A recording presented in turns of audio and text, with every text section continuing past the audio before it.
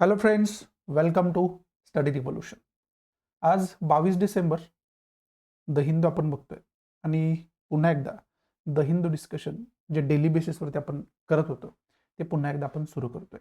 बघूयात आज 22 डिसेंबर. त्याच्या अगोदर या डिस्कशनमध्ये आपण कोणकोणत्या महत्त्वाच्या गोष्टी कव्हर करतो आणि हे डिस्कशन एक्झॅक्टली काय उद्देश ठेवून आपण करत असतो आणि त्याचा एक्झामसाठी आपल्याला कसा वापर करून घेता येईल, हे जे बॅकग्राऊंड आहे, हे जे जे काही बेसिक इन्फॉर्मेशन आहे ते पहिल्यांदा बघूया. या डिस्कशनमध्ये आपण एडिटोरियल पहिल्यांदा डिस्कस करत असतोय, which is very important according to your answer writing. आणि जे पण काय एखाद्या सब्जेक्टचं एक सर्वांगीण नॉलेज ज्याला आपण म्हणतो, ते जर आपल्याला डेव्हलप करायचं असेल तर एडिटोरियल खूप जास्त महत्त्वाचे असतात. संपादकीय ज्याला आपण मराठीमध्ये म्हणतो ते खूप जास्त महत्त्वाचे असतात. मग ते पहिल्यांदा आपण समजावून घेण्याचा प्रयत्न करत असतोय द हिंदूमध्ये.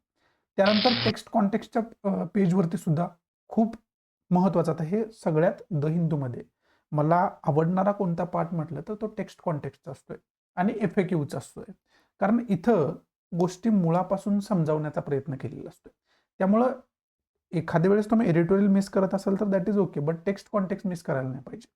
हे पण आपण बघत असतोय. त्याच्यानंतर मग सायन्स पेजवरती काय महत्त्वाच्या इम्पॉर्टंट गोष्टी प्रिलियमच्या दृष्टीतून आहेत का, हे आपण बघत असतोय. त्याचबरोबर मेन्ससाठी काय इम्पॉर्टंट आहे का ते पण आपण बघत असतोय. आणि मग त्याच्यानंतर ज्या काही इम्पॉर्टंट न्यूज आहेत त्या इम्पॉर्टंट न्यूज आपण कव्हर करायचा प्रयत्न करत असतोय. मग हे सगळं जे डिस्कशन आहे ते UPSC असू द्या किंवा MPSC असू द्या, ह्या एक्झाम समोर ठेवून आपण करत असतोय. जे पण एक्झामच्या दृष्टीतून महत्त्वाचं आहे ते सगळं याच्यामध्ये आपण कव्हर करायचा प्रयत्न करत असतो. आणि विशेष करून हे डिस्कशन मराठीमधून जे रिजनल लँग्वेज स्टुडंट आहेत, मराठी मीडियम स्टुडंट आहेत, त्यांना याचा कशा पद्धतीनं फायदा होईल, ते कशा पद्धतीनं द हिंदूसारखा न्यूजपेपर समजावून घेऊन त्याचा एक्झाममध्ये फायदा करू शकतील, हा खरं तर या सगळ्या डिस्कशनचा उद्देश आपला असतोय. मग बघूया पहिलं जे एडिटोरियल आहे ते पहिलं एडिटोरियल आपल्याला काय सांगते आणि त्याचा मग एक्झामच्या दृष्टीतून काय आपल्याला फायदा करून घेता येईल किंवा काय त्याचं इम्पॉर्टन्स आहे. पहिलं जे एडिटोरियल आहे ते सोनिया गांधी, ज्या चेअरपर्सन आहेत काँग्रेस पार्लमेंटरी जी पार्टी आहे त्याचा, त्यांनी खरं तर लिहिलेलं. आताचा सगळ्यात गाजणारा मुद्दा जो आहे तो म्हणजे MNREGA, Mahatma Gandhi national rural employment guarantee act हा आहे. कारण आता याचं नाव चेंज होते, नवीन याच्या रिलेटेड इम्प्रूव्हमेंट्स का आलेले आहे, त्याच्यामध्ये नवीन अमेंडमेंट्स काय काय आलेले आहेत आणि सगळंच त्याचं एकंदरीत चेंज करण्याचा कुठंतरी प्रयत्न होतो. आणि सगळ्यात जास्त हे प्रकरण जे गाजते ते गाजते म्हणजे याचं जे नाव आहे ते टोटली चेंज करण्यात आले आणि त्याच्यामध्ये मग महात्मा गांधीच्या नावानुसार ही योजना जी नावापासून जी योजना ही सुरू होत होती ती योजना कुठंतरी आता महात्मा गांधींचं नाव तिथं आपल्याला नसलेलं पाहावयास मिळते, रिमूव्ह केलेलं पाहावयास मिळते. मग कुठंतरी खऱ्या अर्थानं महापुरुषांची नावं काढून टाकायची, आपला आयडिओलॉजिकल अजेंडा जो आहे तो खरं तर प्रूव्ह करण्यासाठी अशा पद्धतीनं वैचारिक जो वारसा आहे तो कुठंतरी किल करण्याचा प्रयत्न केला जातो. अशा पद्धतीचं क्रिटिसिझम गव्हर्नमेंटचं होताना आपल्याला पाहावयास मिळते. आणि त्याचबरोबर मग ही बेसिक गोष्ट आहे, त्याचबरोबर याच्यामध्ये काही बेसिक अमेंडमेंट केलेल्या आहेत ज्या की खरं तर स्टेट गव्हर्नमेंटसाठी, राज्य सरकारांसाठी कुठंतरी घातक आहेत असं सुद्धा याच्यामध्ये बोललं जातं. याच्यावरती एक स्पेशल लेक्चर मी बनवणारच आहे, ते आज किंवा उद्या ऑन एअर होईलच. पण तोपर्यंत या एडिटोरियलमध्ये आपल्याला काय काय खरं तर सांगण्यात आलेलं आहे हे आपल्याला समजून घेणं गरजेचं आहे. आता मनरेगा हा जो जो खरं तर ऍक्ट आहे हा कधी आला होता तर सप्टेंबर 5, 2005 मध्ये पार्लमेंटमध्ये डॉक्टर मनमोहन सिंग सरकार होतं त्यावेळेस हे खरं तर प्रोजेक्ट करण्यात आलं होतं. हे खरं तर मांडण्यात आला होता ऍक्ट. पण फोर्समध्ये हा कधी आला तर 2006 मध्ये आलेला आहे. फोर्समध्ये मला वाटतं 2 फेब्रुवारी 2006 मध्ये हा ऍक्ट फोर्समध्ये आलेला आहे. त्यामुळं ऍक्ट खरं तर सप्टेंबर 5, 2005 ला जरी मांडला गेला असला तरी तो फोर्समध्ये आला होता 2006 मध्ये, हे आपण लक्षात घेणं खूप जास्त गरजेचं आहे. आता याच्यामध्ये सोनिया गांधी जे आहे त्या आपल्याला काय सांगायचा प्रयत्न करतायत तर याच्यामध्ये ते सांगायचा प्रयत्न करतायत की आपल्या या ऍक्टच्या अंतर्गत राईट टू वर्क म्हणजे एम्प्लॉयमेंटचा जो अधिकार आहे, रोजगार मिळवण्याचा जो अधिकार आहे तो देण्याचा खरं तर सरकारनं त्यावेळेस आम्ही प्रयत्न केला होता. आणि त्याच्यामध्ये article 41 of the Indian constitution जे आहे, जे आपल्याला राईट टू वर्क प्रोव्हाइड करतं, हे कुठंतरी याच्या अंतर्गत एस्टॅब्लिश करण्याचा प्रयत्न केला गेला होता. परंतु ते कुठंतरी आता मोडण्याचा ट्राय मोदी गव्हर्नमेंट करते. असं यांनी सांगितलं. आणि डिरेक्टली त्यांनी सांगितलं की बुलडोज करण्याचा प्रयत्न केला जातोय, म्हणजे टोटली मनरेगासारखी चांगली योजना जी आहे ती डिस्ट्रॉय करण्याचा प्रयत्न केला जातोय. आणि त्याच्यामध्ये मग अशा पद्धतीचा ऍक्ट त्यांनी पास केला without any discussion, consultation or respect for parliamentary process. म्हणजे पार्लमेंटरी प्रोसेस जी असते त्याच्यामध्ये पहिल्यांदा त्याच्यावर डिस्कशन व्हायला पाहिजे, कन्सल्टेशन घ्यायला पाहिजे आणि सगळ्यांना विश्वासात घेऊन अशा पद्धतीचा ऍक्ट खरं तर पार्लमेंटमध्ये मांडला गेला पाहिजे किंवा पास केला गेला पाहिजे. हे जे काय भावना त्यांचे आहे ते खरं तर इथं ते पोर्ट्रे करण्याचा प्रयत्न करतात की अशा पद्धतीचा ऍक्ट जो आहे कुणालाही विश्वासात न घेता तो खरं तर पास करण्यात आला, इम्पोज करण्यात आला असं कुठेतरी त्यांना सांगायचं, म्हणजे लादण्यात आला असं कुठेतरी त्यांना सांगायचं. मग त्याच्यामध्ये सेंटर स्टेट रिलेशन जे आहे ते सुद्धा कुठंतरी अफेक्ट होतंय, त्याचा सुद्धा कुठंतरी विचार केला गेला नाही असं त्याच्यामध्ये सांगण्यात आलं. आता सेंटर स्टेट रिलेशनचा संबंध काय आला? संबंध असा आहे की याच्या अगोदर 90% जो शेअर आहे तो सेंट्रल गव्हर्नमेंटचा होता, म्हणजे एक्सपेन्सचा शेअर जो ज्याला आपण म्हणतो, आणि 10% फक्त स्टेट गव्हर्नमेंट पे करत होतं. पण आता जो आहे तो 60-40 करण्यात आलेला आहे, म्हणजे मोठ्या प्रमाणात स्टेट गव्हर्नमेंटला सुद्धा याच्यामध्ये खरं तर खर्च करावा लागणार आहे. स्टेट गव्हर्नमेंटचा सुद्धा त्याच्यामध्ये खर्च होताना आपल्याला आता पाहावयास मिळणार आहे. त्याच्यामुळं कुठंतरी राज्य सरकार आणि केंद्र सरकार याच्यामध्ये संघर्ष येणाऱ्या काळामध्ये बघायला मिळू शकतो आणि सेंटर स्टेट रिलेशन जे आहे ते खऱ्या अर्थानं धोक्यात येऊ शकतंय, हे सुद्धा इथं हायलाईट करण्याचा प्रयत्न करतात खऱ्या अर्थानं केलेला आहे. त्याचबरोबर वर्ल्ड्स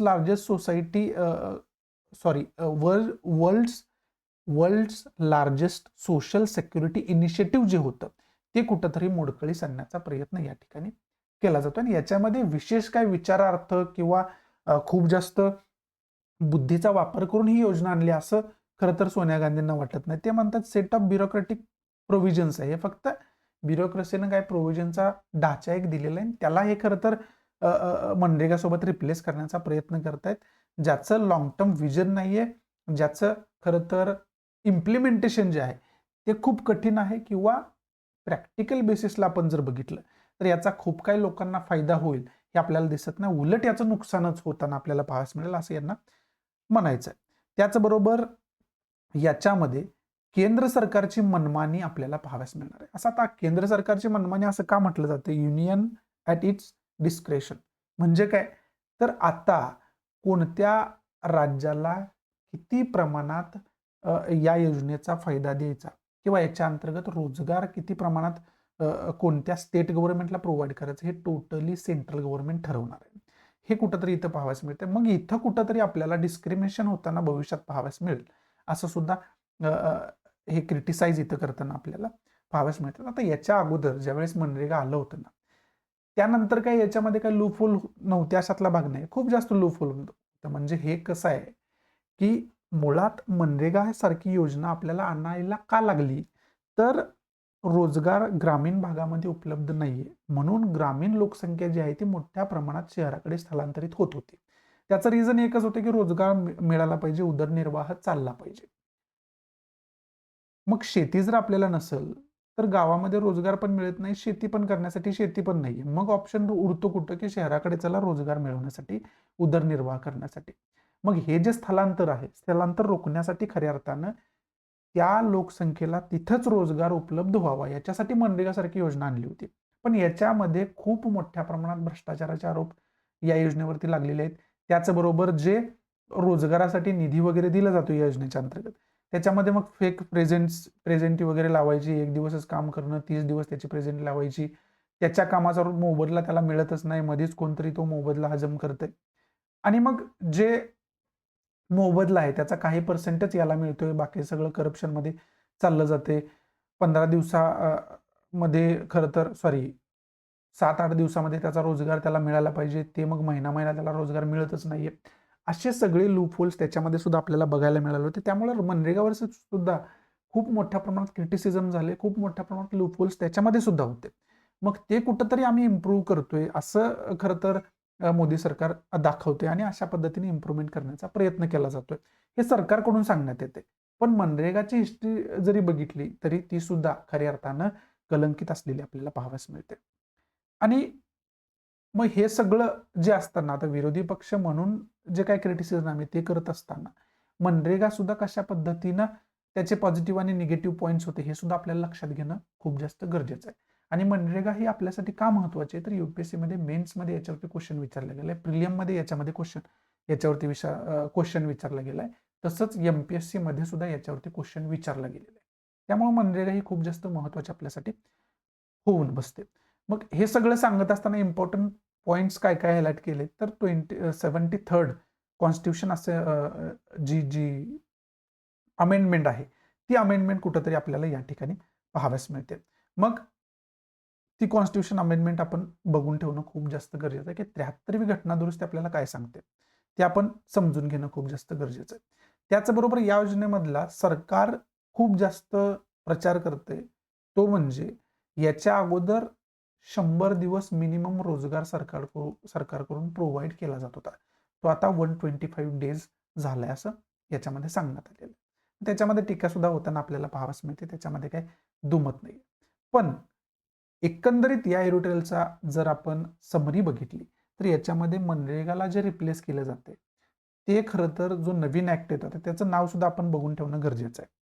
तर याच्यामध्ये हे कालच्या द हिंदूमध्ये खऱ्या अर्थानं आलेलं आहे जे आपल्याला माहिती असायला पाहिजे. नवीन जे आहे ती VBG रामजी बिल म्हणजे ऍक्ट आता, तर हे नवीन त्याचं नामकरण असलेलं आपल्याला पाहावयास मिळते, हे सुद्धा तुम्हाला माहिती असायला पाहिजे.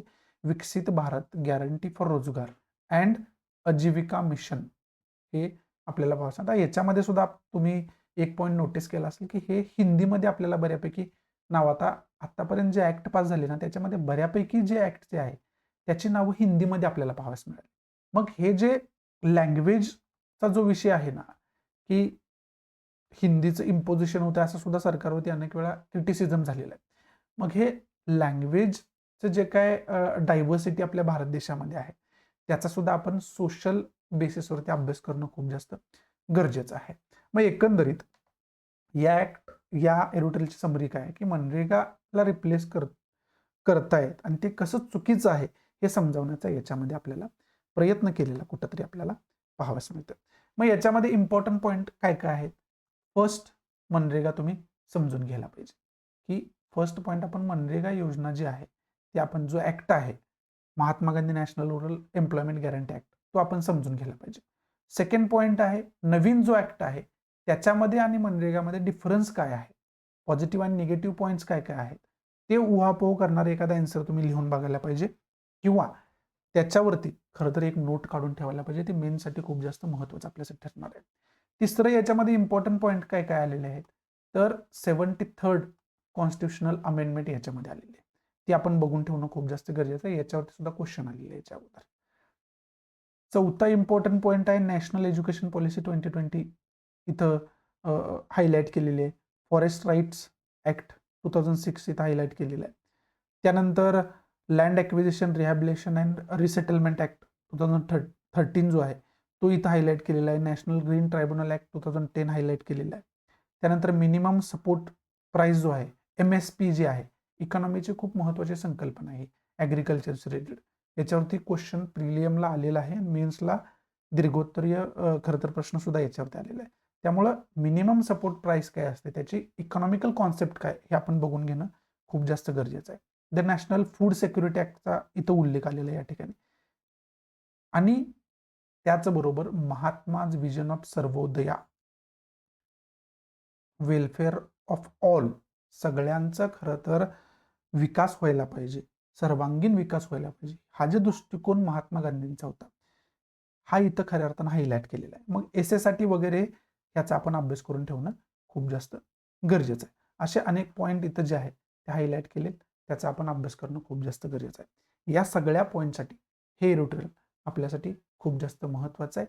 त्या दृष्टिकोनातून याच्याकडे आपण बघितलं पाहिजे आणि तशा पद्धतीनं त्याचा आपण अभ्यास करून ठेवणं खूप जास्त गरजेचं आहे. पुढचं जे एरोटेल आहे ते पुढचं एरोटेल आपल्याला इंटरनॅशनल रिलेशनच्या दृष्टीतून खूप जास्त महत्वाचं आहे. हे इंटरनॅशनल रिलेशनच्या दृष्टीतून खूप जास्त महत्वाचं आहे. तर याच्यामध्ये जे prime minister Narendra Modi visit करतायत नामिबिया, घाना अशा आफ्रिकन कंट्रीला, त्याचबरोबर काही अदर कंट्री अल्सो अदर जुलै 2025 मध्ये आपले प्राईम मिनिस्टर तिथं व्हिजिट करतायत आणि त्याच्यामध्ये कशा पद्धतीनं आपण व्यापारिक संबंध असू दे किंवा इतर प्रकारचे रिलेशन्स असू द्या ते इम्प्रूव्ह करण्याचा प्रयत्न करतोय याच्यावरती बेस हे एरोटेल आहे. त्याच्या अगोदर याचा एक बेसिक मॅप जो आहे तो मॅप आता कंट्री वाईज मॅप वगैरे तुम्ही बघून ठेवायला पाहिजे, हे वेगळं सांगायची गरज नाही आहे. ते इंडिया आहे आणि इथून आपण आफ्रिकन कंट्रीज जे आहेत त्या आफ्रिकन कंट्रीज सोबत जे आहे आपले इकॉनॉमिकल रिलेशन्स जे आहे, ट्रेड रिलेशन्स जे आहे ते इम्प्रूव्ह करण्याचा कुठेतरी प्रयत्न करतोय, हे या एरोटेलमध्ये समजावून सांगण्याचा प्रयत्न केला गेला आहे. आता याच्यामध्ये भारत जो आहे तो आफ्रिकन कंट्रीज सोबत जवळीक साधून रिलेशन इम्प्रूव्ह करण्याचा प्रयत्न करतोय, रिलेशन अजून वाढवण्याचा प्रयत्न करतोय. त्याच्यामध्ये हे सगळं सांगत असताना आफ्रिकन युनियनचा कशा पद्धतीने G20 मध्ये समाविष्ट करण्याचा प्रयत्न इंडियाकडून ज्यावेळेस 2023 मध्ये आपल्याकडे प्रेसिडेन्सी होती G20ची त्यावेळेस केला गेला होता, याचा सुद्धा उल्लेख आला. हे लक्षात ठेवणं खूप जास्त गरजेचं आहे, नोट करून घेणं खूप जास्त गरजेचं आहे. त्याच्या अगोदर एरोटेल आपण समजावून घेऊ. आता याच्यामध्ये विशेष करून व्यापारिक संबंधांवरती भर दिलेला आहे. आता आपण युरोपियन कंट्री सोबत आपले जर व्यापारिक संबंध बघितले तर मोठ्या प्रमाणात एक्सपोर्ट आणि इम्पोर्ट त्यांच्याबरोबर आपला इम्पोर्ट एक्सपोर्ट चालतोय. पण आता वेगवेगळ्या गोष्टी चेंज होत आहेत. युनायटेड स्टेट मध्ये आपण आता डोनाल्ड ट्रम्प सारखा जर प्रेसिडेंट तिथं आला तर कशा पद्धतीनं गोष्टी ड्रास्टिकली चेंज होतात आणि त्याचा डिरेक्टली आपल्या अर्थव्यवस्थेवरती परिणाम होतो. म्हणजे कुठल्या तर एका खरं तर पार्टीवरती डिपेंड जर राहिलो तर खऱ्या अर्थानं मोठ्या प्रमाणात त्याचे निगेटिव्ह इम्पॅक्ट सुद्धा आपल्याला भोगावे लागतात, हे आपल्या लक्षात आलेलं आहे. त्यामुळे आपल्याला अमेरिका असेल किंवा युरोपियन युनियन मधल्या कंट्रीज असेल त्यांच्यावरतीच फक्त डिपेंड न राहता बाकी कंट्रीज सोबत सुद्धा आपलं रिलेशन वाढवणं खूप जास्त गरजेचं आहे. आणि तोच कुठेतरी प्रयत्न म्हणून आफ्रिकन कंट्रीज कडे सुद्धा आपण खऱ्या अर्थानं बघतोय. मग आता जर आपण बघितलं तर आफ्रिकन कंट्रीज ज्या आहेत त्या एकूण इम्पोर्टच्या 6% इम्पोर्ट जो त्यांचा आहे तो इंडियाकडून आहे. मग त्याच्यामध्ये खऱ्या अर्थानं पेट्रोलियम प्रोडक्ट्स आहेत, इंजिनिअरिंग गुड्स आहेत, फार्मास्युटिकल्स आहे, राईस आहे, टेक्स्टाईल अशा पद्धतीचे वेगवेगळे प्रोडक्ट्स आहेत. त्याच्यामध्ये खरं तर आपण व्यापार करताना पाहावयास मिळते आणि त्याच्यामध्ये मेजर कंट्रीज नायजेरिया आहे, साऊथ आफ्रिका आहे, टांझानिया आहे आणि बाकी सुद्धा छोटे मोठे देश आपल्याला तिथले तर येणाऱ्या काळामध्ये बघायला मिळतील. पण याच्यामध्ये जर आपण आपली कॉम्पिटिशन बघितली तर खऱ्या अर्थानं ती चायना सोबत आहे. कारण around 21% of imports to Africa in 2024 came from China. कुठं 6% आणि कुठं 21% हे आपण लक्षात घेणं खूप जास्त गरजेचं आहे. मग याच्यामध्ये विशेष करून टेक्नॉलॉजीमध्ये चायनाची जी काही ॲडव्हान्समेंट आहे त्याचा कुठंतरी त्यांना फायदा मिळताना कुठंतरी पाहाव्यास मिळतोय. त्याच्यामध्ये मशिनरी असेल, बॉयलर्स असेल, इलेक्ट्रिकल मशिनरी असेल, कंडक्टर डिव्हाइसेस असेल, अशा पद्धतीच्या गुड्समध्ये इम्पोर्ट एक्सपोर्ट त्यांच्यामध्ये आंतरराष्ट्रीय व्यापार त्यांच्यामध्ये होताना आपल्याला पाहावयास मिळतोय. मग याच्यामध्ये आपल्याला इम्प्रूव्ह करणं खूप जास्त गरजेचं आहे आणि ते इम्प्रूव्ह आपण केलं पाहिजे, हे या ठिकाणी लेखक आपल्याला समजवण्याचा प्रयत्न करतात. मग याच्यामध्ये आपण काय प्रयत्न करतोय? फर्स्ट तर आपण रिमूव्हिंग ट्रेड बॅरियर्स. याच्यामध्ये आपल्याला काय करायला पाहिजे हे सुद्धा समजून घेणं गरजेचं आहे की जर आपल्याला व्यापार वाढवायचा असेल तर ट्रेड बॅरियर्स जे दोन कंट्रीज मधले आहेत, आफ्रिकन कंट्रीज आणि इंडियामधले जे काही ट्रेड बॅरियर्स आहेत, मग ते टॅक्सच्या स्वरूपात असू द्या किंवा इतर स्वरूपात असू द्या, हे आपल्याला दूर करणं खूप जास्त गरजेचं आहे. त्याच्यानंतर लो व्हॅल्यू कमोडिटी मधून आपल्याला हाय व्हॅल्यू कमोडिटीमध्ये जाणं खूप जास्त गरजेचं आहे. आणि त्याचबरोबर African continental free trade area जे आहे त्याचा सुद्धा या ठिकाणी उल्लेख केलेला. आता जसं की आपण अरेबियन कंट्री सोबत फ्री ट्रेड अग्रीमेंट मध्ये वगैरे काम करतोय ना, तशा पद्धतीने आपल्याला इथं डेव्हलप करता येते का, हे सुद्धा आपल्याला बघणं खूप जास्त गरजेचं आहे, हे समजवण्याचा प्रयत्न केला. त्यानंतर scaling up the line of credit. Line of क्रेडिटमध्ये आपल्याला खरं तर काम करणं खूप जास्त गरजेचं आहे आणि त्याचबरोबर ज्या medium scale small and medium enterprises जे आहेत, micro small and medium enterprises, ह्या म्हणजे छोट्या छोट्या कंपन्या ज्या आहेत, छोटे छोटे उद्योग जे आहेत, ते कशा पद्धतीने यांच्याबरोबर व्यापार करण्यासाठी आपण सक्षम करू शकतोय, हे सुद्धा सरकारनं बघणं कुठंतरी गरजेचं आहे. आणि चौथा आणि लास्ट पिलर काय सांगितलंय, lowering freight and logistic cost by investing in port modernisation. म्हणजे जे काही लॉजिस्टिक कॉस्ट आहे ती कमी येण्यासाठी आपल्याला बंदर सुद्धा डेव्हलप करणं खूप जास्त गरजेचं आहे. इंटरलँड कनेक्टिव्हिटी डेव्हलप करणं खूप जास्त गरजेचं आहे. इंडिया आफ्रिका मेरीटाईम कॉरिडॉर जो आहे त्याच्यावरती काम करणं खऱ्या अर्थानं खूप जास्त गरजेचं आहे. आणि मग service, digital trade, people to people link जे आहे ती आपल्याला खरं तर कशा पद्धतीने विकसित करता येईल हे सुद्धा बघणं कुठंतरी गरजेचं आहे. हे सगळं याच्यामध्ये खऱ्या अर्थानं सांगण्याचा प्रयत्न केला. म्हणजे इंडिया आणि आफ्रिका इंटरनॅशनल रिलेशन व्यापाराच्या दृष्टीतून किती महत्वाचे आहेत आणि त्याच्यामध्ये आपल्याला काय काय अपॉर्च्युनिटीज आहेत ते खूप चांगल्या पद्धतीनं या दोघांनी खऱ्या अर्थाने या एडिटोरियलमध्ये समजावून सांगण्याचा आपल्याला प्रयत्न केलेला. मग याच्यामध्ये इम्पॉर्टंट पॉईंट काय आहे तर पहिला तर तुम्हाला सांगितलं की इंटरनॅशनल रिलेशनशिपच्या दृष्टीतून आपल्याला याच्याकडे बघणं गरजेचं आहे, त्याचा अभ्यास करणं गरजेचं आहे. आणि विशेष करून इथं ज्या काही कंट्रींचा उल्लेख आलेला आहे त्या कंट्रींसोबत विशेष करून इंडिया कशा पद्धतीने रिलेशन डेव्हलप करतोय किंवा आतापर्यंत कशा पद्धतीने रिलेशन डेव्हलप झालेले हे बघणं गरजेचं आहे. दुसरा सगळ्यात इम्पॉर्टंट पार्ट जो आहे तो आफ्रिकन युनियनचा इथं उल्लेख आलेला आहे. त्याचबरोबर G20 ज्याला ग्रुप 20 हा पहिला ग्रुप 7 होता, त्याच्यानंतर ग्रुप 20 झालाय.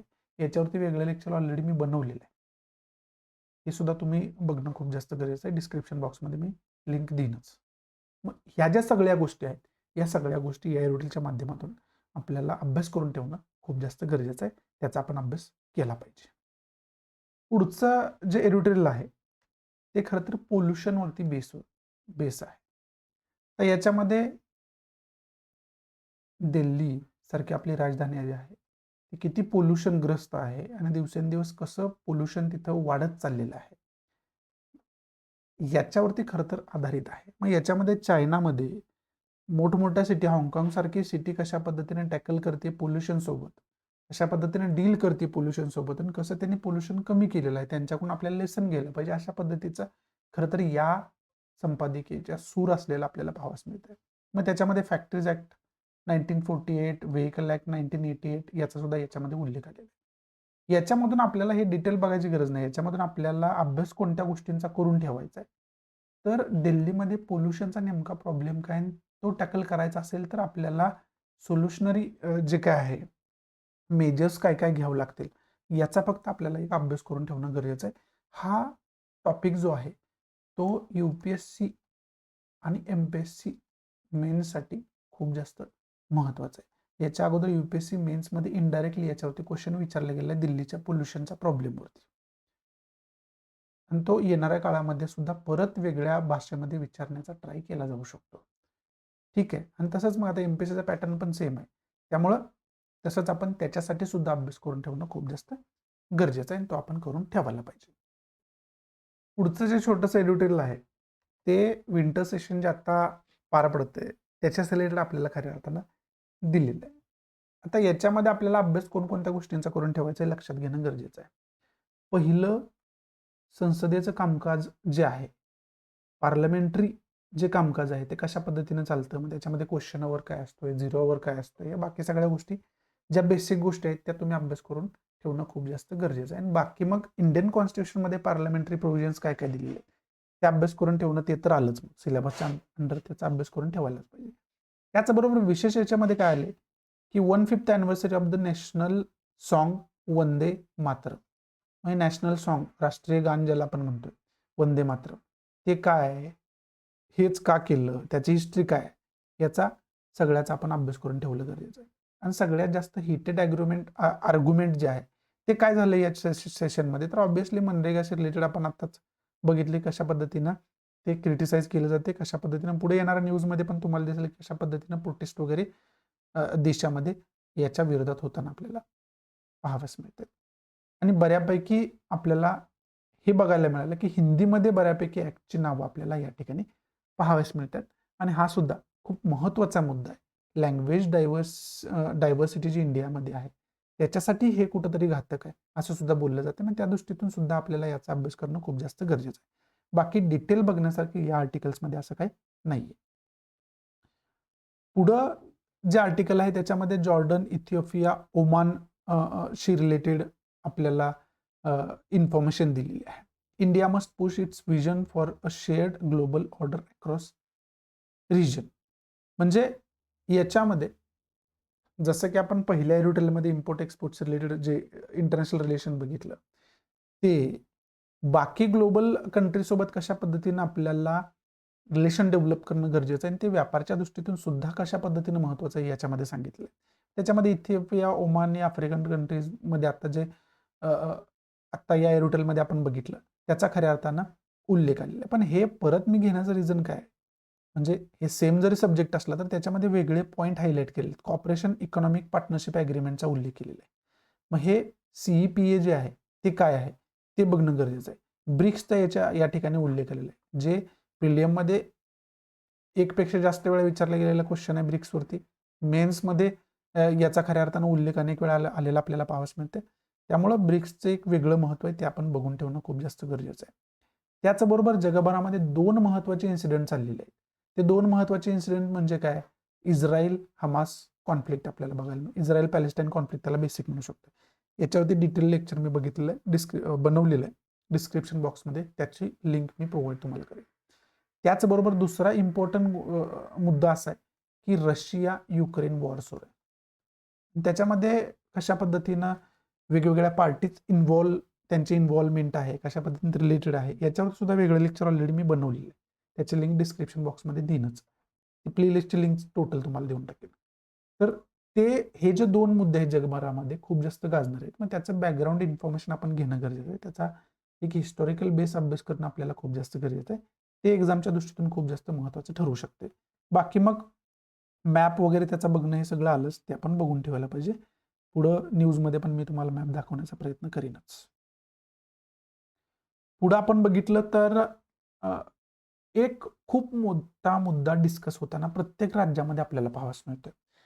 तो म्हणजे मुद्दा काय, की एक तर EVMचा मुद्दा आहे. जे मशीन्स आहेत त्याच्यामध्ये मग बेसिक आर्ग्युमेंट त्याच्यामध्ये काय असते, की ह्या कुठंतरी हॅक केलेल्या आहेत. कुठं जरी मतदान केलं तर ते BJPला जाते, अशा पद्धतीचं एक म्हणजे सत्ताधारी पक्षाला जाते, अशा पद्धतीचा जो आरोप आहे. आणि हे कुठंतरी लोकशाहीसाठी खूप जास्त घातक आहे. ह्या गोष्टी समोर येतात. त्याचबरोबर जे मतदार आहेत त्यांची नावच कुठेतरी लिस्टमधून काढून टाकलेली आहेत. त्यांची जे वोटिंग लिस्टमध्ये त्यांची जी नावं आहेत तीच कुठेतरी डिलीट केलेली आपल्याला पाहावयास मिळतात. आणि अशा पद्धतीच्या वेगवेगळ्या केसेस इथं आपल्याला हायलाईट होताना या ठिकाणी पाहावयास मिळतात. मग कुठंतरी हा जो इलेक्शनचा खूप महत्त्वाचा मुद्दा आहे, तो कुठंतरी लोकशाहीसाठी घातक आहे. त्या दृष्टीतून याच्याकडे बघून याचा तशा पद्धतीने एक वेगळा अभ्यास करून ठेवणं तुम्ही गरजेचं आहे. याच्यावरती तुमचं एक वेगळं ओपिनियन असायला पाहिजे. मग ते ओपिनियन डेव्हलप करण्यासाठी ते ऑथेंटिक ओपिनियन असणं गरजेचं आहे आणि ऑथेंटिसिटीसाठी तुम्हाला हा सगळा मुद्दा जो आहे तो समजून घ्यायला पाहिजे आणि त्याचा लोकशाहीवरती कशा पद्धतीने निगेटिव्ह इम्पॅक्ट होतोय आणि या सगळ्या गोष्टींमध्ये काय तथ्य आहे हे सगळं व्यवस्थित तुम्ही अभ्यास करणं खूप जास्त गरजेचं आहे. याच्यासाठीच मी हे घेतलेलं आहे, हे हायलाईट करण्यासाठी. बाकी याच्यामध्ये इम्पॉर्टंट असं काही नाही आहे. पुढं आपण बघितलं तर southern ocean carbon anomaly reveals what models can still miss. परत इथं मुद्दा असा येतो की कार्बन एमिशन्सचा मुद्दा येतोय. मग त्याचं जे कार्बन डायऑक्साईड एमिशन आहे ते ओशन ऑब्झॉर्ब करते 40% पेक्षा जास्त, असं इथं म्हटलं गेलंय. आणि त्याच्यामध्ये मग कार्बन सिंक जे आहे तो खऱ्या अर्थानं तयार होताना आपल्याला पाहावयास मिळतोय. मग हे जे कार्बन एमिशन आहे ते कार्बन एमिशन कुठंतरी आपल्या ओशन बेसला सुद्धा खऱ्या अर्थानं डिस्ट्रॉय करताना पाहावयास मिळते आणि येणाऱ्या काळामध्ये त्याचा लॉंग टर्म निगेटिव्ह इम्पॅक्ट आपल्याला पाहावयास मिळेल, हे इथं कुठेतरी सांगण्याचा प्रयत्न केला आहे. याच्यामध्ये आपल्याला अभ्यास कुठल्या गोष्टीचा करून ठेवायचा आहे. पहिलं तर कार्बन एमिशनचा प्रॉब्लेम जो आहे तो ग्लोबल लेवलचा प्रॉब्लेम आहे, तो समजून घेणं गरजेचं आहे. आताच आपण दिल्लीचं एक्झाम्पल बघितलेलं आहे. ते समजून घेणं गरजेचं आहे. त्याच्यावरती उपाययोजना काय आहे, त्याचे प्रॉब्लेम्स काय आहेत, ते सगळं तुम्हाला माहिती असायला पाहिजे. दुसरा याच्यास रिलेटेड जे आहे ते कॉन्फरन्स ऑफ पार्टी काय म्हणते, याच्यास रिलेटेड ग्लोबल वॉर्मिंगचा जो मुद्दा आहे तो ग्लोबल वॉर्मिंगचा मुद्दा काय तो समजावून घ्यायला पाहिजे. आणि मग रिलेटेड मुद्दे जगभरामध्ये कोणकोणत्या पातळींवरती याच्यावरती काम होतंय, याच्यावरती सोल्युशनरी मेजर्स काढले जात आहेत, आखले जात आहेत, सोल्युशन्स काय काय काढले जातात, हे सगळं तुम्हाला बघणं खूप जास्त गरजेचं आहे. आणि तो मग याच्यामध्ये मग सगळंच आलं. Global warming conference of party म्हटलं की पॅरिस ॲग्रीमेंट वगैरे ते सगळं झालं. त्या सगळ्या गोष्टी तुम्हाला बघून ठेवणं खूप जास्त गरजेचं आहे. त्याचा आपण अभ्यास करून ठेवायला पाहिजे. पुढं सायन्स पेजवरती सेकंड थिंग आपल्याला बघायला मिळते की सुपर किलोनोवा कॉन्सेप्ट आले. हे super kilonova is a rare kind of cosmic explosion म्हटलं जाते. मग हे काय आहे याची बेसिक इन्फॉर्मेशन काढून ठेवा. प्रिलियमच्या दृष्टीतून ही कॉन्सेप्ट आपल्यासाठी महत्त्वाची असू शकते. त्यामुळे याची बेसिक इन्फॉर्मेशन तुम्हाला असणं खूप जास्त गरजेचं आहे. डिटेलमध्ये जायची काही गरज नाही आहे. पुढं आजपर्यंत आपण अनेक वेळा हे डिबेट बघत आलोय की आर्टिफिशियल इंटेलिजन्स कशा पद्धतीनं रोजगार खाऊ शकते किंवा अनएम्प्लॉयमेंटचा प्रॉब्लेम याच्यामुळे कशा पद्धतीने येऊ शकतो, हे आतापर्यंत डिबेट्स आपण बघत आलेलो आहे. मग आता याच्यामधून आपल्याला शिकायचं एक आहे की आर्टिफिशियल इंटेलिजन्सचे पॉझिटिव्ह इम्पॅक्ट्स काय आहेत आणि त्याचे निगेटिव्ह इम्पॅक्ट्स काय आहेत, हे आपल्याला बघून घेणं खूप जास्त गरजेचं आहे. आणि याच्यामुळं अनएम्प्लॉयमेंटचा प्रॉब्लेम पॉसिबल आहे का, म्हणजे बेरोजगारी याच्यामुळे येऊ शकते का, बेकारी याच्यामुळे येऊ शकते का, हे समजावून घेणं गरजेचं आहे. मग आर्टिफिशियल इंटेलिजन्सची बेसिक कॉन्सेप्ट, त्याचे पॉझिटिव्ह आणि निगेटिव्ह इम्पॅक्ट काय काय आहेत, आणि याच्यामुळं मग ग्लोबली अनएम्प्लॉयमेंटचा यूथमध्ये प्रॉब्लेम येऊ शकतो का, हे आपल्याला बघणं खूप जास्त गरजेचं आहे. बाकी डिटेल लाईन टू लाईन बघायची याच्यामध्ये गरज नाही. या मुद्द्यासाठी हे खरं तर हायलाईट करणं गरजेचं होतं. पुढं बांगलादेश क्रायसिस इथं सांगितलेलं आहे की बांगलादेशमध्ये कशा पद्धतीनं स्टॅबिलिटी नाही आहे, कशा पद्धतीनं जे यूथ आहे ते प्रोटेस्ट करताना आपल्याला पाहावयास मिळतात वेगवेगळ्या मुद्द्यांवरती, अनस्टेबल गव्हर्नमेंट वगैरे वगैरे, हे सगळे मुद्दे आहेत. तर हे बांगलादेश म्हणजे शेजारील कंट्री ज्या आपल्या आहेत त्याच्यामध्ये काय चाललंय आपल्याला माहिती असणं गरजेचं आहे. कारण इंटरनॅशनल रिलेशनमध्ये सिलेबसमध्येच आपल्याला नेबरहुड कंट्रीसोबत इंडियाचे कसे रिलेशन आहेत हे समजावून घ्यायला सांगितलेलं आहे.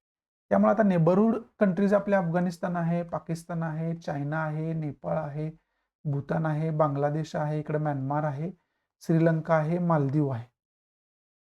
या सगळ्या कंट्रीसोबत इंडियाचे कशा पद्धतीचे रिलेशन आहेत.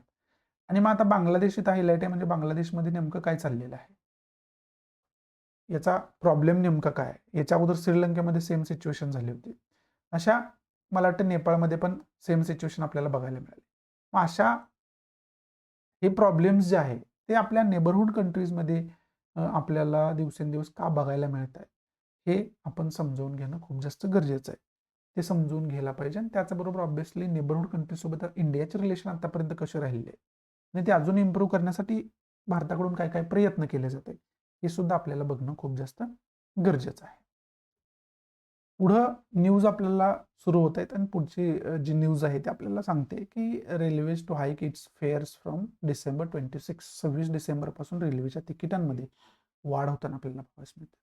तर हे आपल्यासाठी इम्पॉर्टंट काय असू शकतं की रेल्वेचा एक वेगळा इतिहास आहे आणि याच्यावरती अनेक वेळा UPSCने फोकस केलेला आहे.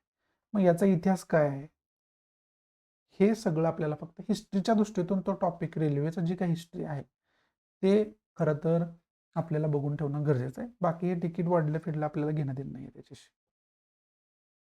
पुढं न्यूज जी आहे ती खरं तर स्टेट बेस्ड न्यूज आहे, पण जॉग्राफीच्या दृष्टीतून, रिव्हर सिस्टमच्या दृष्टीतून आपल्यासाठी ही न्यूज महत्त्वाची आहे. कृष्णा रिव्हर्स रिलेटेड खरं तर ही न्यूज आहे.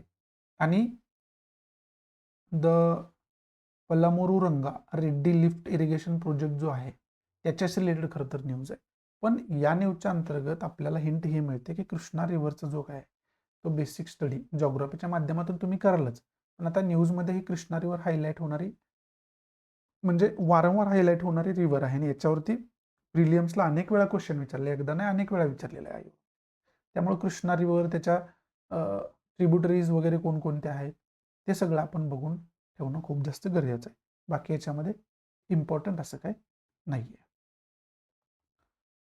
पुढची जी न्यूज आहे ती अरवली हिल्स रिलेटेड आहे. अरवली हिल्समध्ये मायनिंग ॲक्टिव्हिटीज ज्या आहेत ते खूप जास्त वाढलेल्या आहेत, अशा पद्धतीचं डिस्कशन होताना आपल्याला पाहावयास मिळत होतं.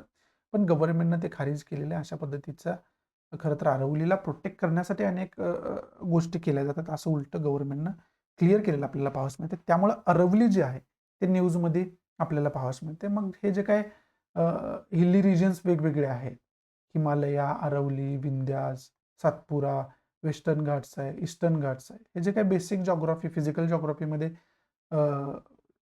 जे गोष्टी येतात त्या आपण अभ्यास करून ठेवणं गरजेचं आहे.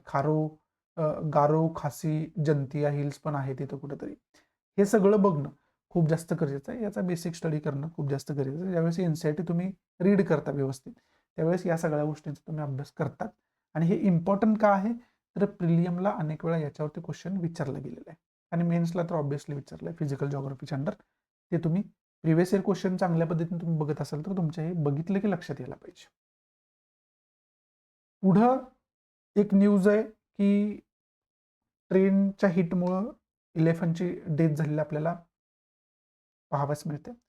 मग हे जे आहे आपल्यासाठी इम्पॉर्टंट अशासाठी आहे की काझीरंगा नॅशनल पार्क इथं हायलाईट केलेलं आपल्याला पाहावयास मिळते आणि याच्यावरती प्रिलियमला क्वेश्चन आलेला आहे. मग अशा पद्धतीचे जे नॅशनल पार्क्स असतात ते आपल्याला सगळे माहिती असणं, त्याचं इम्पॉर्टन्स माहिती असणं खूप जास्त गरजेचं आहे. ही काझीरंगा नॅशनल पार्कची इन्फॉर्मेशन काढून ठेवा. त्याच्यानंतर लगेच पुढं ह्युमन वाईल्ड लाईफ कॉन्फ्लिक्ट जो आहे तो कशा पद्धतीनं वाढत चाललेला आहे इथं इथं हायलाईट केलेलं आहे. आणि हे हायलाईट करत असताना सुंदरबन टायगर रिझर्वचा इथं खऱ्या अर्थानं उल्लेख केलेला आहे. मग हे सुंदरबन टायगर रिझर्व जे आहे त्याचं इम्पॉर्टन्स काय आहे, याची डिटेल इन्फॉर्मेशन काढून ठेवणं खूप जास्त गरजेचं आहे. ती डिटेल इन्फॉर्मेशन आपण काढून ठेवायला पाहिजे. बाकी याच्यामध्ये इम्पॉर्टंट असा पॉईंट आहे की एक गोष्ट आपण अभ्यास करून ठेवणं खूप जास्त गरजेचं आहे, जी की गेल्या 2-3 वर्षापासून खूप जास्त डिस्कस होते. ते म्हणजे ह्युमन वाईल्ड लाईफ कॉन्फ्लिक्ट. तर इथं महाराष्ट्रामध्ये सुद्धा अनेक सिटीजमध्ये आपण बघतोय की चित्ते वगैरे मानव वस्तीमध्ये आपल्याला बघायला मिळतात. ठीक आहे. पण आता जर हिस्ट्री याची आपण बघितली तर खऱ्या अर्थानं मानव खरं तर ते जंगल तोड करून वगैरे आपण घरं तिथे बसवले. त्यामुळे तो त्याच्याच प्लेसला आहे. आपण खरं तर त्यांच्या प्लेसमध्ये घुसलोय. मग हा जो काही डिबेट आहे ना आणि याच्यावरती काय सोल्युशन असायला पाहिजे, हा सगळा खऱ्या अर्थानं अभ्यास करून ठेवणं गरजेचं आहे. ह्युमन वाईल्ड लाईफ कॉन्फ्लिक्ट जो आहे, तो मुद्दा जो आहे तो आपल्यासाठी मेन्सच्या दृष्टीतून खूप जास्त महत्त्वाचा आहे. त्याचा आपण अभ्यास करून ठेवणं खूप जास्त गरजेचं आहे. पुढं आपण बघितलं तर पुढं जे आहे air force helicopter moves female tiger to Rajasthan from MP. MP मधून राजस्थानला खऱ्या अर्थानं राजस्थान फ्रॉम बरोबर आहे. मध्य प्रदेशमधून राजस्थानला फिमेल टायगर जे आहे त्याचं स्थलांतर केलं जाते ना. ऑब्व्हियसली मग त्याचं जे काही संख्या जी आहे ती तिथं वाढवण्याच्या दृष्टीतून हे प्रयत्न केले जातात. पण ते सगळ्यापेक्षा आपल्यासाठी इम्पॉर्टंट आहे पेंच रिझर्व्ह इथं उल्लेख आलेला आहे. मग हे पेंच रिझर्व्ह कुठं आहे, त्याचं लोकेशन काय आहे, त्याचं इम्पॉर्टन्स काय आहे, ते सगळं आपण बघून ठेवणं खूप जास्त गरजेचं आहे. पुढं परत बांगलादेशचा इथं मुद्दा आलेला आहे. पॉलिटिकल स्पीचमध्ये PM असं म्हणते की Congress settled Bangladeshi migrants in Assam says Modi. आसाममध्ये खरं तर बांगलादेशी इलिगल मायग्रंट जे आहे ते कुठंतरी सेटल झालेले आहे आणि त्याला जे सपोर्ट केलं गेलं ते काँग्रेस पार्टीकडून केलं गेलं असं पॉलिटिकल स्पीच देण्यात आलं. पण हे आपल्यासाठी इम्पॉर्टंट नाही. आपल्यासाठी इम्पॉर्टंट आहे की इलिगल मायग्रंट जे आहेत त्यांचा काय प्रॉब्लेम आहे, तो आपण कशा पद्धतीने टॅकल करतोय. मग ते कुठल्याही देशातून आलेले असू द्या, ते रोखण्यासाठी किंवा जे आलेले आहेत ते खरं तर त्याच्यावरती आपण काय सोल्युशन काढतोय त्या प्रॉब्लेमवरती, हे बघणं खूप जास्त गरजेचं आहे. ते आपण खऱ्या अर्थानं बघून ठेवायला पाहिजे. बाकी मनरेगावरती कशा पद्धतीने टीका होते देशभरात, सगळीकडे कशा पद्धतीने प्रोटेस्ट वगैरे त्याच्या अगेन्स्ट केले जात आहेत. नवीन ऍक्ट जो मनरेगाला रिप्लेस करतोय त्याच्यावरती त्याच्या अगेन्स्ट कशा पद्धतीनं हे प्रोटेस्ट होत आहेत, टीका होते, हे आपल्याला बघायला मिळते, जसं की मी ऑलरेडी तुम्हाला सांगितलं. त्यामुळं कोणकोणत्या गोष्टीचा रिलेटेड आपल्याला अभ्यास करून ठेवायचा आहे ऑलरेडी मी तुम्हाला सांगितलेलं आहे. पुढं न्यूक्लिअर एनर्जी बिल हे खऱ्या अर्थानं गाजते. त्याला आपण शांती बिल जे आहे ते सुद्धा इथं हायलाईट केलेलं आहे. मग याचा डिटेल अभ्यास करून ठेवणं गरजेचं आहे. याच्यावरती क्रिटिसिझम होतं की अमेरिकेला फेवर करण्यासाठी, अडानीसारख्या उद्योगपतींना फेवर करण्यासाठी अशा पद्धतीनं गव्हर्नमेंट ऍक्टिव्हिटीज करते, अशा पद्धतीची बिलं आणली जात आहेत किंवा रिप्लेस केले जात आहेत, हे बोललं जाते. त्यामुळे हे जे बिल आहे ते नेमकं काय आहे त्याचा डिटेल अभ्यास करून ठेवणं खूप जास्त गरजेचं आहे. पुढं जी न्यूज आहे ती speedy justice eludes consumer seeking redress against sellers. Consumer rights related ही न्यूज आपल्याला असलेल्या पाहावयास मिळते. म्हणजे कंझ्युमर सोबत जो काही फ्रॉड होतो किंवा जे काही इलिगल ॲक्टिव्हिटीज होतात त्याच्यास रिलेटेड जस्टिस जो आहे स्पीडी असायला पाहिजे, अशा पद्धतीचे कुठेतरी न्यूज आहे. आणि त्याच्यामध्ये काय प्रिकॉशनरी मेजर्स वगैरे घेतले जातात, हे काय तर घडल्यामुळे ही न्यूज आलेली आहे. पण याच्यामध्ये इम्पॉर्टंट एकच आहे की कंझ्युमर्स रिलेटेड ॲक्ट कोणता आहे, कंझ्युमर ॲक्ट कोणता आहे, त्याचं इम्पॉर्टन्स काय आहे, त्याच्यामध्ये प्रोव्हिजन्स काय आहेत, त्याचा अभ्यास आपण करून ठेवायला पाहिजे. आणि प्रिव्हियस इयरमध्ये याच्यावरती क्वेश्चन विचारला आहे की नाही ते आपण बघायला पाहिजे आणि त्या पद्धतीने त्याचा अभ्यास करणं खूप जास्त गरजेचं आहे. पुढं रशिया युक्रेन वॉर, त्याच्यामध्ये कशा पद्धतीनं कत्तल खरं तर आम पब्लिकचे होते हे आपल्याला बघायला मिळालं. मग त्याच्यासाठी इस्रायल जे पॅलेस्टाईन कॉन्फ्लिक्ट आहे किंवा रशिया युक्रेन कॉन्फ्लिक्ट आहे हे अपवाद नाही, दोन्हीकडे सेम सिच्युएशन आपल्याला पाहावयास मिळते. सामान्य लोक जे आहेत त्यांचे कत्तल आपल्याला बघायला मिळते. मग रशिया युक्रेन वॉर जे आहे त्याच्याच रिलेटेड जे काय रिलेटेड मॅप वगैरे आहे ते सगळा मॅप आपण बघून ठेवायला पाहिजे, याची पार्श्वभूमी आपण बघून ठेवायला पाहिजे. आणि याच्याच रिलेटेड पार्टीज आहेत ज्या न्यूजमध्ये वारंवार असतात ते आपण खरं तर सगळं बघून ठेवणं खूप जास्त गरजेचं आहे आणि ते बघून ठेवायला पाहिजे आपण. मग इंडियाची या दोघांसोबत रिलेशन कसे आहेत, याच्यामध्ये इंडिया काय ट्राय करतोय, आताच पुतीन व्हिजिट करून गेले इंडियाला, मग त्याचं खरं तर काय त्याच्यामध्ये इंडियाची भूमिका आहे हे बघणं सुद्धा गरजेचं आहे. आणि सेम मग पुढे इस्रायल पॅलेस्टाईन कॉन्फ्लिक्ट जो आहे, इस्रायल हमास आपण म्हणू शकतो कॉन्फ्लिक्ट जो आहे तो, त्याच्यामध्ये सुद्धा सेम गोष्टी आपल्याला बघणं गरजेचं आहे की त्याचा मॅप वगैरे आहे तो मॅप बघणं आपल्याला खूप जास्त गरजेचं आहे. त्याचबरोबर इंडियाचे इस्रायल सोबतचे संबंध बघायला पाहिजे, याच्यामध्ये मग इंडियाची भूमिका काय राहिलेली याच्यावरती डिटेल लेक्चर्स ऑलरेडी मी बनवलेले आहे. जे अदर प्लेलिस्ट आहे आपली त्या प्लेलिस्टमध्ये हे लेक्चर्स तुम्हाला सापडतील, त्याची प्लेलिस्टची लिंक्स मी डिस्क्रिप्शन बॉक्समध्ये तुम्हाला प्रोव्हाइड करतो. मग या सगळ्या गोष्टी आपल्याला खरं तर अभ्यास करून ठेवणं खूप जास्त गरजेचं आहे. या ठिकाणी आजचा द हिंदू जे आहे ते समाप्त होतोय. आशा आहे की तुम्हाला चांगल्या पद्धतीनं आजचा द हिंदू मी एक्सप्लेन करू शकलो असेल. जर आवडत असेल तर प्लीज लाईक करा, नसेल तर डिसलाईक करा. डिसलाईक का केलं हे कमेंट बॉक्समध्ये नक्की सांगा. त्याचबरोबर जर आन्सर रायटिंगची प्रॅक्टिस तुम्ही करत असाल, त्याच्यामध्ये तुम्हाला अजून इम्प्रूव्हमेंटची गरज असेल तर टेलिग्राम चॅनल आन्सर रायटिंगसाठी ओपन केलेलं आहे. तिथं द हिंदूमध्ये ज्या ज्या काही गोष्टी आपण डिस्कस करतो त्या बेसवरतीच मी क्वेश्चन फ्रेम करत असतोय आणि मग तिथं त्याचा आन्सर लिहून तुम्ही PDF फॉर्ममध्ये त्या चॅनलवरती अपलोड करू शकता आणि त्याच्यामध्ये तुम्हाला फीडबॅकसुद्धा मी देतोय की आन्सर रायटिंगमध्ये काय काय इम्प्रूव्हमेंट करायला पाहिजे. तर तो जो टेलिग्राम चॅनल आहे तो सुद्धा तुम्ही जॉईन करू शकता. डिस्क्रिप्शन बॉक्समध्ये तुम्हाला लिंक दिलेली आहे. त्याचबरोबर व्हर्च्युअली पर संडेला डिस्कस आपण करतोय. वेगवेगळे डाऊट स्टुडंटचे असतात, जनरल डिस्कशन असतं, त्याच्यामध्ये आपण वेगवेगळ्या स्टुडंटच्या डाऊट्सवरती डिस्कस करून कशा पद्धतीनं जे प्रिपरेशन आहे ते अजून इझी करून विद्यार्थ्यांना मी देऊ शकतो त्याचा मी प्रयत्न करत असतो.